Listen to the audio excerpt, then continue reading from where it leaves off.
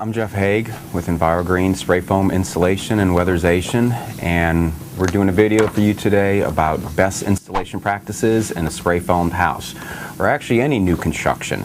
A lot of the criteria and things that I'm going to talk about and touch on may not even be just for spray foamed houses, can also apply equally to fiberglass houses and cellulose houses. But when it comes to a spray foam new construction house, most of these criteria tend to be a little bit more important to follow.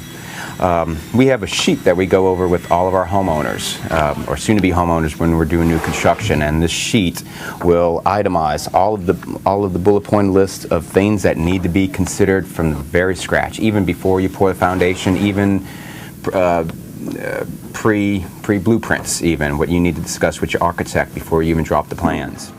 All right, one of the most important things to look at from scratch before you even start doing your blueprints, if you are going to be doing a polyurethane spray foamed new construction home, then from the get-go, you do not, when we're looking up at the roof and looking around at the soffits all around the house, you do not want any ventilation coming into the attic. It is supposed to be an enclosed attic assembly, a spray foamed assembly, a spray foamed roof line, a conditioned attic. These are all different words or terminologies for what is considered a spray foamed attic. First, no tech shield or radiant barrier on your roof line. Don't pay for that from the very beginning, because it's going to get covered up by the foam anyway.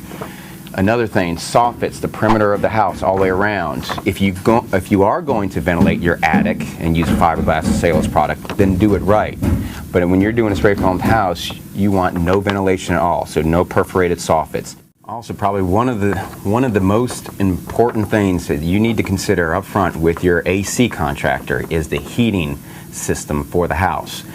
In this particular house, they went with a gas system, and they went with an open combustion gas system, and we would prefer not to do that. Best installation practice, or best building practice, is to use a heat pump, an energy efficient heat pump in our climate zone, or closed combustion furnace. Why? Because in an attic such as this, an airtight attic, those are the safest items that you can use when doing a spray foamed attic. Also, they need to be sized. Your air conditioning system needs to be sized according to a manual J load calculation. That is per code. So when you're talking to your AC contractor, you need to ask for, and the building inspector is probably going to be asking also for, a manual J load calculation. There are a couple of versions out there, what is accepted as the standard in the industry, but a manual J current edition of a heat load calculation in the house. Also, there are a lot of AC contractors will talk about, well, when you're foaming a house, you have to do a 2-speed unit, or you have to do a variable speed condensed unit or air handling system. It helps, but it helps because it's in the climate zone number 2 that we're in. You don't have to do it. A properly sized, according to manual J standards, will give you the proper sizing for that unit, and it does not have to be a variable speed unit. Although we do recommend it because those are designed for our climate zone number 2, but the same rules apply in new construction and a new construction cellulose or a fiberglass house just as well.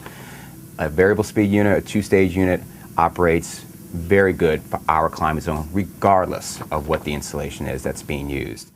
Another very big concern when doing new construction in a spray foam house, and this also applies to any type construction again, is the ASHRE 62.2 standards. That is in building code, and that is something that, again, the licensed HVAC contractor, you'll be working with him on that. What the ASHRE 62.2 standards, what that calls for is fresh air into a home. Why do we need fresh air? Again, regardless of what kind of insulation is used, when you're building a tight envelope, you need to introduce fresh outside air inward. And by doing that, there are several different ways of doing that. The most common way in our climate zone is basically a damper, or a duct, a rigid duct from the outside the soffit, brought into the house, brought right into the return plenum of the AC system. When the AC system turns on, it is pulling outside fresh air inward. How do you know how much air should be brought into the house, how big that piping should be? Again, that all goes back to ASHRE 62.2. When we spray foam new construction, we are always running a blower door test or a depressurization test on the house. So we know for a fact exactly how leaky, how tight that house is, and if there is an issue with leakiness, we can correct it there on the spot. So we always run that because that is one of the measurements that can be used and should be used in an ASHRE 62.2 standard. And that will ensure a healthy home in that case, and meet building code as well.